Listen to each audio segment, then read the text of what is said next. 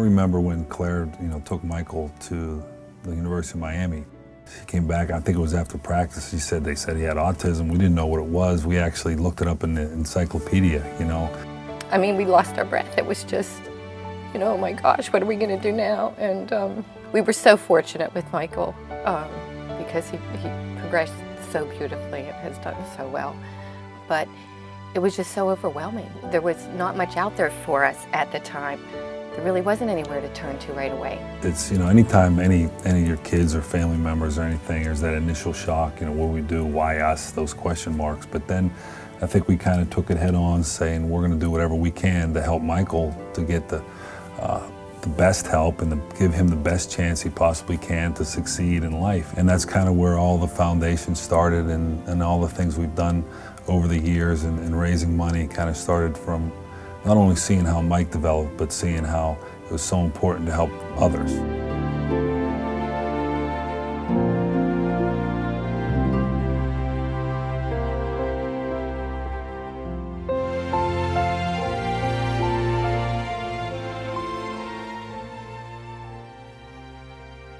When I first started with all of Michael's treatments, Dan was still playing football, and it was pretty much all on me to get him, preschool during the day, plus I had all the other children, then it would be after school, would be physical therapy, speech therapy. So it was everywhere, going all over, dragging the rest of the family along with me.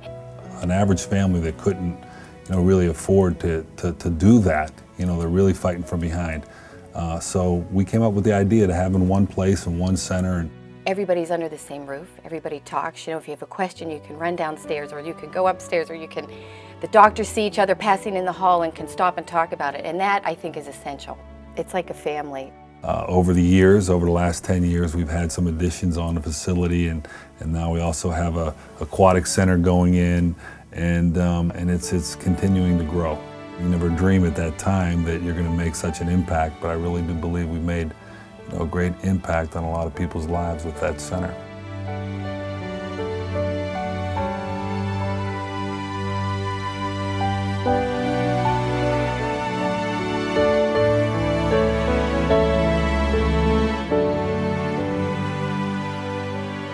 I always had the idea that everybody's not going to be able to come to our place here or other places like ours throughout the country, so we need to go to the internet and maybe like live television on the internet for instructions for people who can't get to places. We call it the childnet.tv, where families can go online, and it's in demand. A lot of people are using it, and I think it's a great success.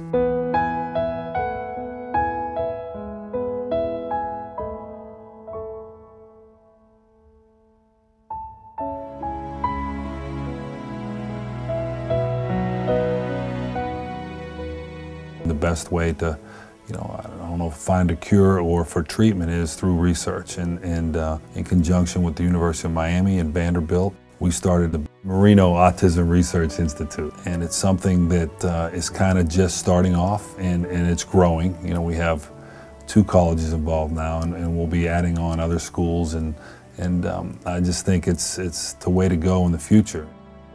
Dan and Claire's commitment to excellence, both in terms of their history of supporting great clinical care and realizing that clinical care can only improve through discoveries, through research. It's visionary in terms of what they've done with the Marino Autism Research Institute, and it's already paying off. We identified a mutation in the MET gene that shows a strong association with autism, and it increases risk for autism as well. And there's just no way we would have been able to do that work without support from Mari. It's about hope. I mean, there's a lot of people that have come to me and not necessarily, said Michael's an example, but, our center, that it's making a difference, that you see the difference in, our family and our boy or girl that has, developmental disabilities or autism, and how that's been a big impact for them in their lives. And that's a very special feeling. The first visit that I probably made here was to a support group, and that one night changed my life. I went from total despair to completely okay, and a lot of that has to do with this place, the Dan Marino Center. It's gotten us this far. I hope that it's here forever. We started off where we had lost all language and eye contact and very defensive to anyone being around him and any changes in the environment, and through intensive therapy daily, occupational speech, language, social. He's now on the mild to high end of the spectrum. Matthew was diagnosed with autism at the age of 3. He went from being nonverbal and self-injurious to being highly verbal and a delightful child. It's made a huge difference in my son's life, and it's been really helpful to my entire family. We've all found a place here.